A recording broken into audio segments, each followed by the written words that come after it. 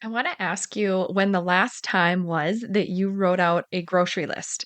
And when you think about it, I want you to think about all of the items you wrote on that grocery list that are almost always on your grocery list.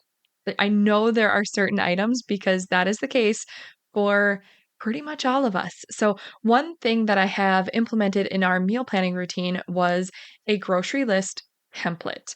And it's not a copy paste list from the internet that has a bunch of things on it that we don't actually eat or need. It was actually created and customized just for us so that it makes sense. And I want to help you do the same so that you can not only save time, but you can also make your meal planning routine a whole heck of a lot easier. Are you ready to stop the chaos, the stress, the overwhelm that's filling your life? I'm Renae Matt, and together you and I are going to build simple routines that are going to change your life. When you put these habits into practice, you're going to be able to organize your life in a way where you can be there for your family, pay off your debt, save money, your house can stay organized, you don't have to stress about what's for dinner, and you still get time for yourself. So without further ado, let's get started. Welcome to the Routine Advantage Podcast. So, we're talking about three reasons why to consider using a grocery list template. And then we're going to walk through how to actually create one. And when I started doing this, it was probably a year and a half, maybe 2 years ago when I started creating this template. And if you've listened to podcast episodes in the past, you have probably heard how much I love using Google Keep as like a checklist for meal planning. I absolutely love using that app. It's super simple to use. And if you have a Gmail account, you have it accessible through your Gmail account for free. And it's just like very versatile. So I love using that. And when I was creating my grocery list on there, what I was realizing was that every time I created a grocery list, I was basically writing the same things or typing the same things into my phone. And you can use it on your phone, you can do it on the computer, you can do it on a piece of paper. But what you're probably seeing is that when you're writing out your grocery list every single time, there are going to be certain things on that list that continue to show up. You're probably not buying everything different every week. And if you are, then this might not be the episode for you. But if you are seeing those common items popping up on your grocery list, then this one is going to be super helpful for you. And I will kind of walk through what you like the three reasons why you might want to consider creating a template and if this is a good option for you. So, number one, like I said, I found that we were creating the same list over and over with just slight variations. So, if you find that you're doing this as well, it would be a good episode for you to listen to. Number two, it helps to not forget the common foods so that you can make less trips. This saves you time. It saves you time not only building your grocery list, but also for those extra trips.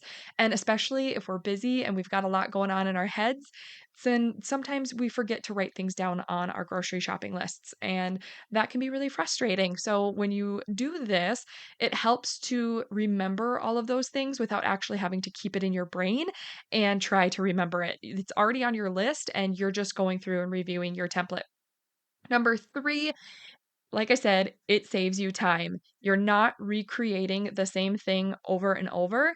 And it also saves you money because when you are being really aware of what you're shopping for, you can get really good at budgeting these amounts. And if you want to, you can actually go through and add the amounts. I don't have that in this particular template, but it would be super easy to do that if you were trying to budget each individual item to stick within a certain grocery budget. So that is totally up to you if you want to do that.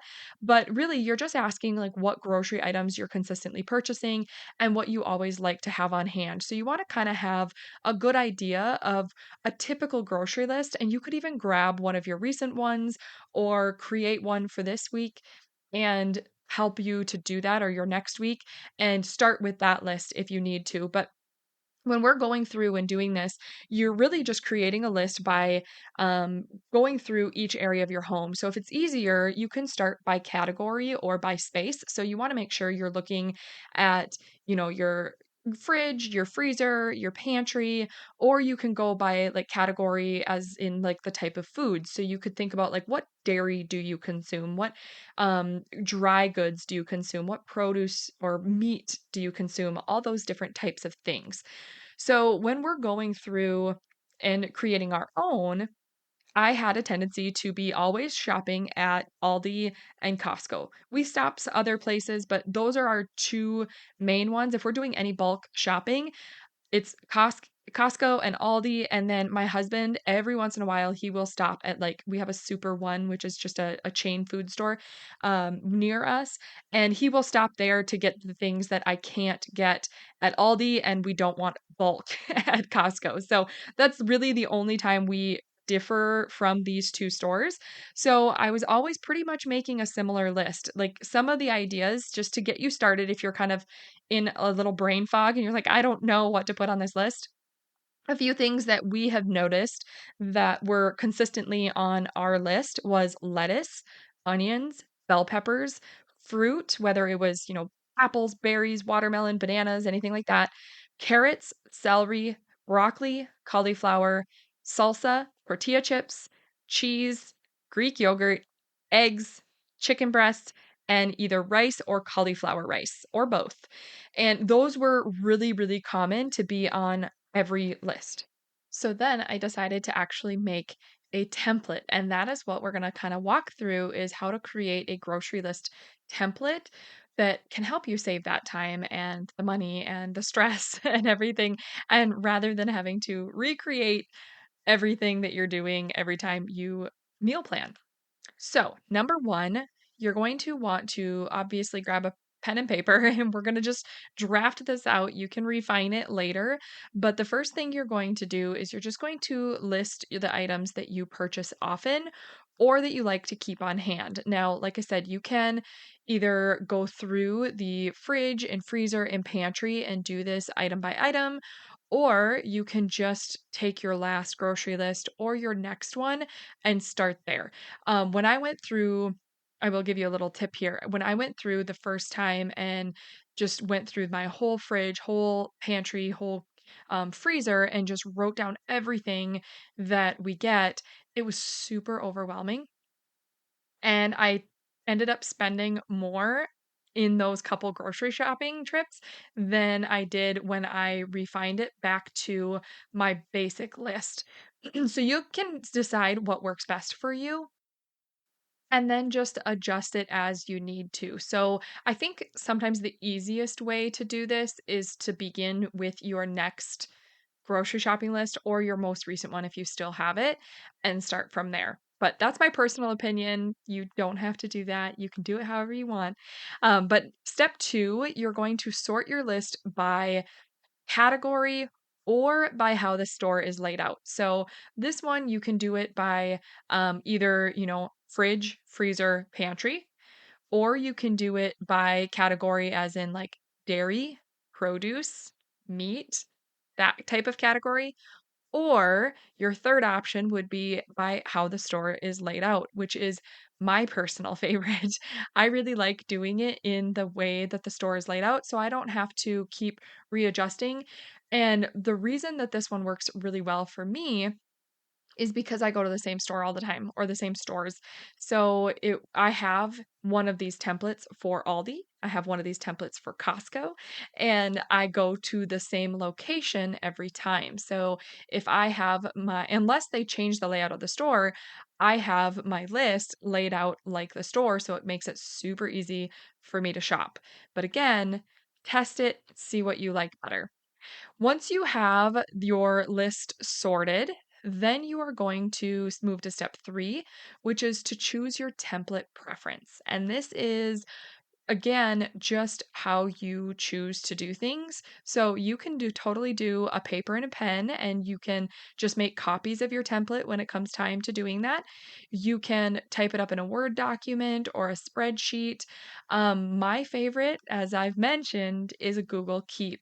It's the app that you can use right on your phone. I can use it on my computer or my phone, and I can just type it up. It has the checkbox option, and when you click the checkbox after you have purchased it or after you've put it in your cart, it will cross it out and then drop it to the bottom of your list so that it is off your list and you just move through your list quickly. That is my favorite one. It's super easy to edit and all those things and to customize and to drag and drop to kind of resort if you need to. I just really like it.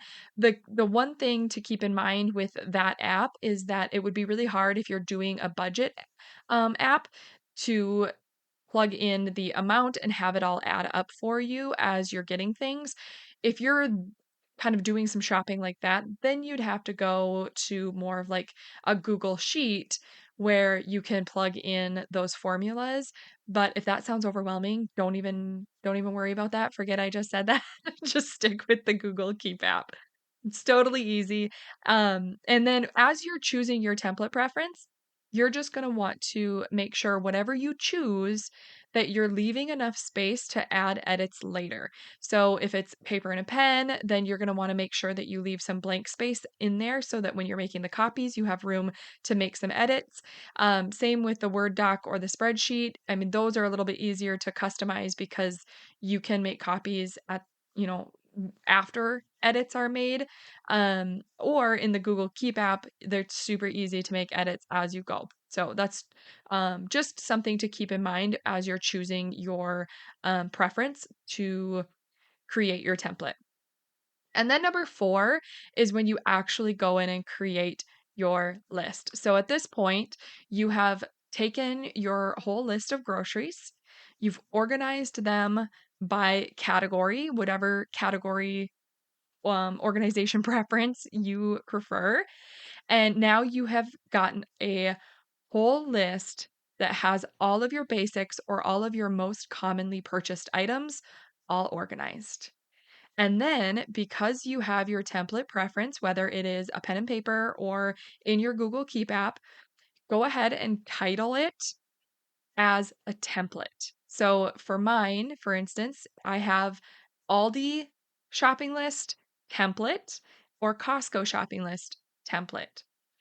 And because I'm in the Google Keep app with mine, what I do is when it is time for me to go grocery shopping and do all my meal planning routine, I go through my meal planning process to figure out what we're making and you can go back and listen to episodes 4, 19, and 36 if you need to kind of walk through my process there. But once I have my meals and I'm ready to make my list, then I'm actually going to create a copy of this template. So all I have to do is go into my Google Keep app and I just there's like a little 3 dots and you can just duplicate your list. So then you have a whole new fresh list without changing your template and you have a new list and all you do is you just go through and you can edit anything you need to add or you can just cross out anything you don't need. It'll drop it out of your list and it's super easy to just plug in and do a quick review and plug in any extra things that you will need that are not already on your list from your template. Once you do this a few times, it makes it super, super quick and easy to create your list and not forget about those basics that you are always purchasing or always adding to your list. It makes it super handy, especially if you're going to a place like Costco where we don't go as often, where we know that we have like those staple items where that is where what we get at Costco to kind of keep us in check too, because it can get really expensive if you go, off of your list at a place like Costco. So we have that list where it's a default, and then I just do a quick scan of it and I cross out anything that we don't need, or I do the little checkbox and cross out anything we don't need. It drops it out of my list, and then we have what we need, all those basics that we need to stock up for, and then we just add anything else that we will need to the list and make sure it's kind of organized and we're ready to walk into the store and go right through it in order and get everything and do it quickly. And it makes it just super smooth and easy and it keeps it way less stressful. So that is what you'll want to do. And if you're doing, let's say, a paper copy of a template, then all you'd have to do is have a copy of it and grab your copy and just scribble in any edits or cross out whatever you don't need and go from there. So you can decide if you're a paper person or if you like an app or if you like maybe like a spreadsheet or a Word doc. For ease of use, I would probably recommend either the Google Keep app or paper and pen, but you can do whatever works best for you. The nice thing about doing it this way is that you just get rid of the bulk of time right up front when you're creating that list because you are no longer having to recreate the basically the same list over and over. You've already got it taken care of, and even if it saves you, 10 minutes every week, that adds up to a decent chunk of time and it's less stressful and all the things that just make it so much easier. And you don't forget those common foods, like I said. And the other thing, I just want to mention a quick tip is that as you begin doing this in your meal planning routine, you may find that your template gets improved over time, which is awesome because you're learning more about what you and your family need, and you can update your template at any point. So it's going to be a little bit harder with a pen and paper because it's going to take a little more time to write it out if you need to adjust things. And that's kind of one of the things that I love about the app as well, or going digital with certain things, because it makes it a little bit easier to adjust when needed. But if I need to edit anything in my Google Keep app, all I do is instead of creating a duplicate, I go straight to the template and I edit everything in there that I need to edit. And then I just leave it alone. And when it's time for me to go and do the shopping, I can just go and duplicate that new template and start with there with my copy. And it just makes it so smooth. And every time I go shopping, I feel like it improves just a little bit more. And it just makes life a whole lot easier when you're doing your meal planning routine to just cut some of that time out and just make things simpler. And that's what we're always striving for is having routines that make things simpler. So hopefully this was helpful for you and you got some good nuggets out of it that you will be able to use in your own meal planning routine. But just a quick recap of what you want to go through to create that grocery list template is number one, draft your list of items that you purchase often or that you like to keep on hand. And you can do this by reviewing your fridge, your freezer, and your pantry, or by going by a recent or your next grocery list.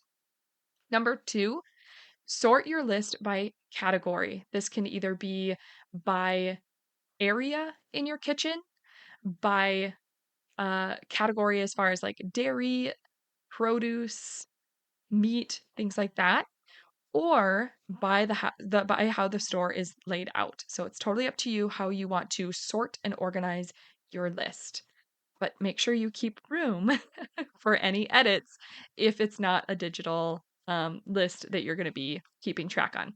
Number three is when you want to choose your template and create your template. So now that you have your list and it's organized, plug it into whatever your template is going to be, whether it is writing it all out on a paper and pen in an organized way, making sure you leave the room for some edits, or typing up in a Word doc or spreadsheet, or my absolute favorite, the Google Keep app. And just add the checkbox option and make sure you title your template as a template. Number four, when it's time to use it, you want to make a copy of your template, whether it's paper or digital, and then just do a quick review and scan it, cross out anything you don't need, and then add whatever you do need to your list in your organized categories, and you are ready to shop. Now, if you think that this would be super helpful for a friend or a sister or a mother or aunt, whoever. If you think this is going to be helpful for somebody else, please share it with someone, share it with a friend, share it on your social media, however you want to spread the word to make meal planning a whole heck of a lot easier for all of us.